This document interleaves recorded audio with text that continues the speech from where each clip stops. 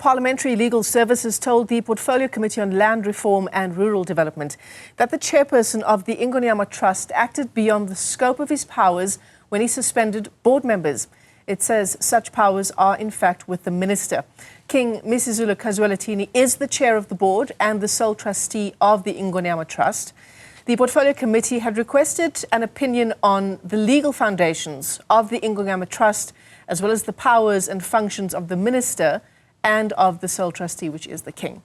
So our reporter Linda Mnisi has been following these proceedings. He joins us live in studio, hopefully, Linda, to explain to us how all of this works. Welcome. Yeah. So the Ingonyama Trust manages the land, right? But the king is the custodian on behalf of the people of that land. So the question that the Parliamentary Portfolio Committee is asking is, does the king as sole trustee have the powers to suspend board members of the trust? Yeah, you'd recall, Michelle, that initially, before the king was coronated, there was a board chairperson, and that board chairperson was removed. We saw him recently appoint himself as the chairperson, citing a number of reasons around the governance of the trust, the financial, issues that had transpired in the trust. Now, recently, as the chairperson, the king, suspended certain members of the board, including the CEO as well as the CFO. But then there was a fallout when the minister said, well, he, in fact, has the powers to do that, and it is not vested in the chairperson. And then, Or even in the king. Yes, the king himself being the chairperson. No, but I'm saying even in his title as king and as his title as board chairperson. Yeah, as sole trustee. As sole trustee, yeah. Absolutely not. So there was that fallout. And then with the, portfolio committee seeking to intervene and sort of try to find ways on how to manage this thing, it sought legal opinion. On the foundation of the trust, how it works, the laws that govern the trust, and all of that, but particularly the questions that needed to be answered is the issue around the powers and who those powers, are with. So today, they were getting that briefing from the Parliamentary Legal Services about exactly what the standpoint is and what the legislation and the laws around, the trust is. And this is what, they had to say. Let's take a listen. The Ingonyama or his or her nominee shall be the chairperson of the board. The regulations set out the powers and duties of the chairperson of the board. In terms of the Trust Act and the regulations promulgated thereunder, the chairperson of the board does not have the power to appoint, suspend, or dismiss the members of the board. Therefore, the powers and duties of the chairperson of the board emanate from and are limited to the provision of its enabling legislation.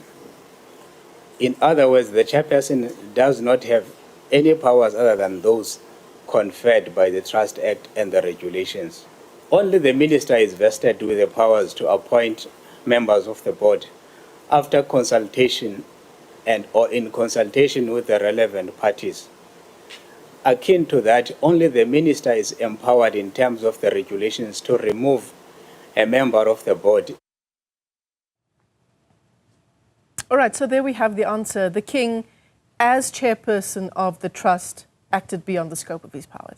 Absolutely. And what is the legal recourse for those who have been suspended by the king? So what they're advising is that they can go to court and lodge an application to have that decision set aside. So that is the legal recourse that they have. And what's interesting about the development and what they've been telling the Portfolio Committee is also the issue around the oversight and accountability when it comes to the trust. So the Ingonyama Trust does get some public funds. Taxpayers' money does go into the Ingonyama Trust, and therefore it means that the board of the Ingonyama Trust, as per the PFMA, accounts to Parliament. So because of the check, there has to be checks and balances. But absolutely. So now what they're saying is that the chairperson of that board that accounts to Parliament can be called to account before the Portfolio Committee, which essentially means the king can be summoned to come and account. And if he does not, come or refuses to come, then they can summon him to come. So at this particular point, this is the recourse that they've given, the people that feel hard done by that decision. So does this mean that Parliament will or plans to ask the King to come to Parliament? Well, they haven't indicated at this point. Quite interesting that after the presentation, the chairperson saying, that is the legal opinion and not our opinion as, the portfolio committee. So they're deliberating on those particular aspects, right? And they're yet to take a decision around whether or not they're going to take the advice that has been given by the legal services from Parliament. So at this point, it remains an issue that they're deliberating on.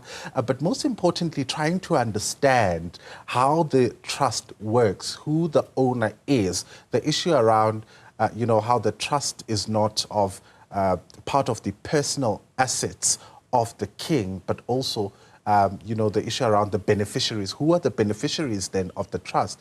The beneficiaries being the people who reside in that particular land. So at this particular point, they've been busy unpacking those issues, asking for legal opinion on all those issues around the trust and how it works. You'd also recall that some of the members in that portfolio committee are new after, of course, the elections. So they're trying to acquaint themselves with how, the Ingonyama Trust works. So at this particular point, it is it is essentially a consultation on what they should do going forward. You'd recall that there was an oversight visit that was planned but had to be cancelled, the portfolio committee apologizing to the king.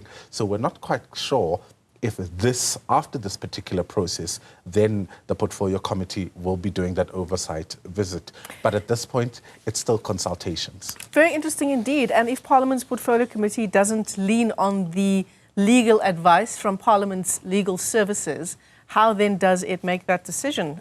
Linda, Mnisi, thanks for that. I think still lots of questions swirling around that story.